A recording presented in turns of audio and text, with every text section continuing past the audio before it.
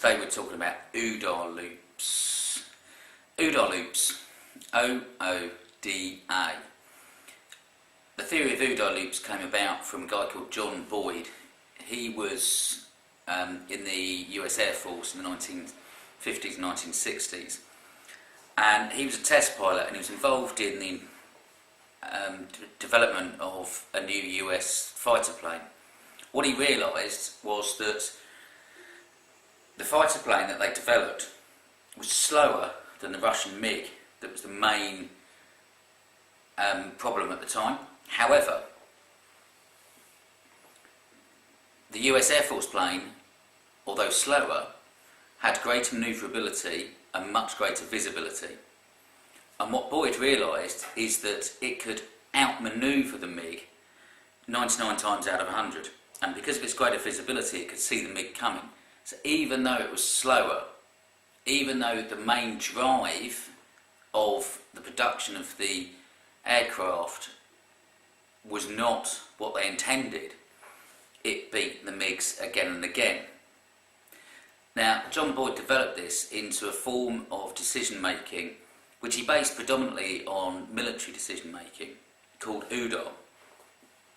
The theory is, we observe, we orient, we decide, and then we act. Hence the acronym OODA. Now, in military terms, it's fairly obvious that OODA works quite slowly, normally. If an action is going on the ground, the man on the ground's got to observe, he's got to orient himself. Maybe to make a decision and maybe to act, he has to go up the line and it has to come back down again. What Boyd realised, particularly in military terms, was that if you could increase the rapidity of OODA, you could beat your enemy. And he looked at lots of military history to come up with his theory. Most particularly Rommel. Rommel in the First World War, consistently, when he was the head of a battalion, he wasn't a general at the time, he was head of a battalion in the German army, he consistently beat vastly out opposition who vastly outnumbered his battalion. But he kept on beating them because he would observe, orient, decide and act far, far quicker than the opposition. So when he was cornered, he'd launch counter-attacks, which they didn't expect. And they would look to go up the chain of command and come back down again before they could actually act.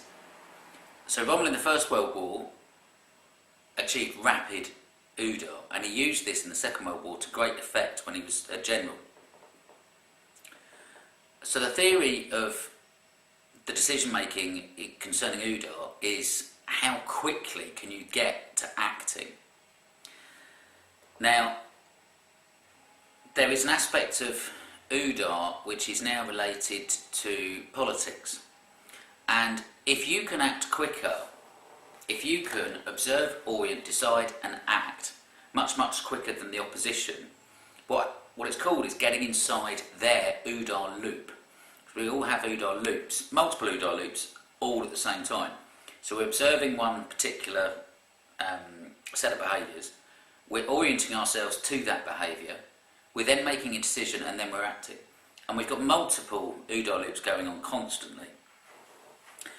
Now, if you look at it in politics, there are lots and lots of things happening all at the same time, things happening in the world, and therefore politicians need to observe, orient, decide and act.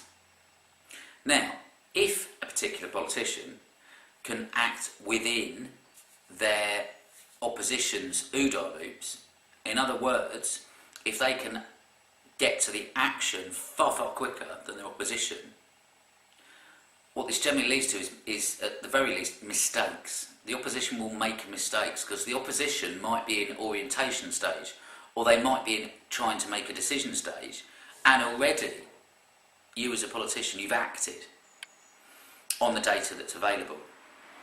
Now that may be because you're hyper intelligent and you can observe, orient, decide and act really, really quickly.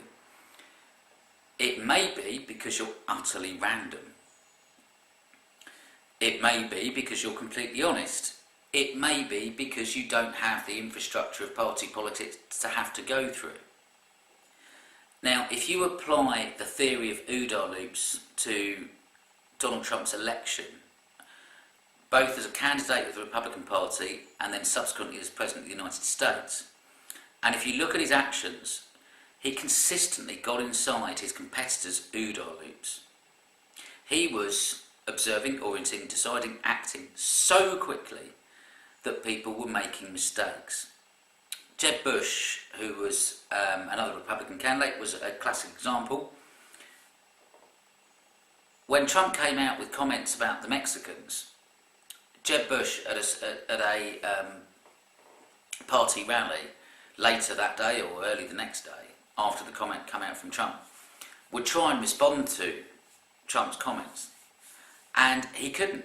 He didn't know how to, because he'd not oriented himself to Trump's comments. Also, potentially, he hadn't got approval from the party, what he could say and what he couldn't say. Trump didn't care what he could say and couldn't say. And this allowed him to act far, far quicker than any of his competitors in the candidacy. When it came to the presidential elections, one of the major problems was that the Democratic Party Leviathan requires any sort of decision making to go up and down and throughout the party to agree what can be said. And Hillary Clinton simply could not act fast enough to be able to respond to Trump.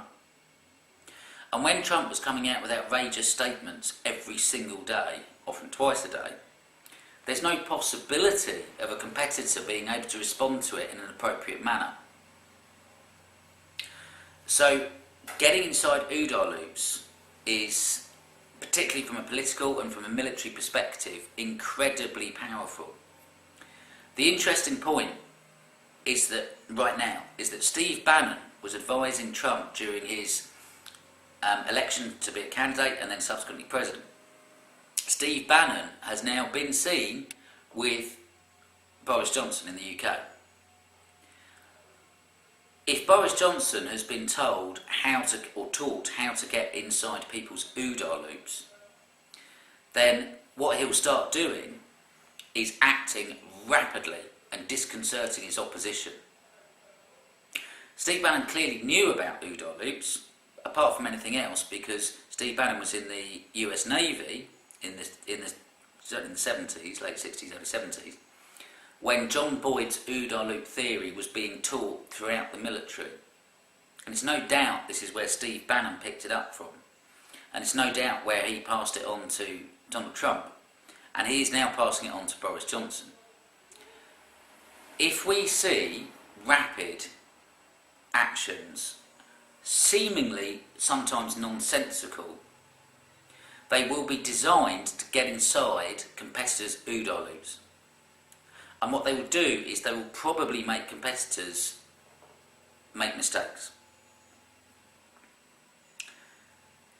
That's how OODA loops in politics can work. It also works in business and it works in a lot of other areas. But the ability to observe or decide and act far more rapidly than any competitor or any opposition is absolutely key to the use of OODA loops and to success. Because if competitors can't, they'll make mistakes and you'll win.